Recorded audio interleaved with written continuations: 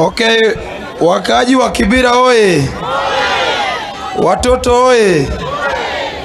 Mimi sina mengi sana kwa sababu ule mtu alikuwa hapa Rosemary,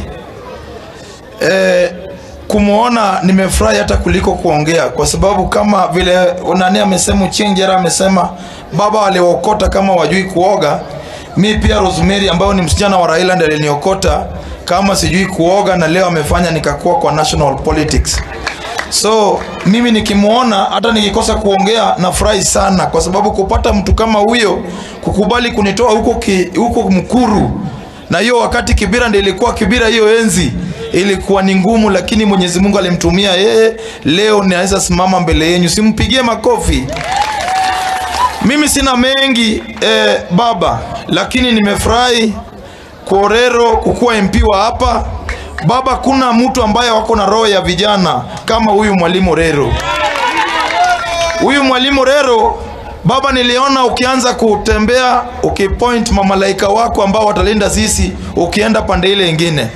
Lakini mimi kwa hao malaika wako, Orero huyu akipata hii mambo ya Nairobi juu governor nani Alado anaenda huko Vihiga, huyu angekuwa chairman hapa atungoze hapa, haingekuwa mbaya. Mambo ingine baba ambao nataka kusema, umesema tu unaenda, lakini kwa watu wameanza kutupangia vile watatupanga huko mbele. Baba, mimi nakuomba kabla uende, kwa sababu kama utatuwekea ile kisengenge ile inatoka wireless vizuri, iko watu watatuwekea mamamba watukate na wako ndani ya chama, kwa sababu tumeona ya kwamba wako na maombi ya uende sana ili watu frustrate hapa.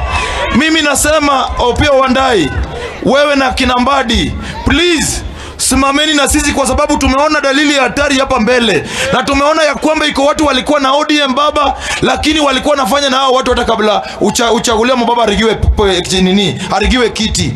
Baba, tunakuomba Orero, mshikeni vijana, kwa sababu hao vijana ndio future ya party. Mimi namalizia nikisema sisi tutakuwa na baba, hakuna mali baba anaenda. Baba, wanasema ulishika mkono ya watu, eti 2027 utashika mkono ya watu. Mimi nawaambia ya kwamba 2027 baba atagusa kichwa ya watu, hata shika mkono ya watu. 2027 kama itakuwa ni ngumu, atainua mguu ya watu. Asante na Mungu awabariki.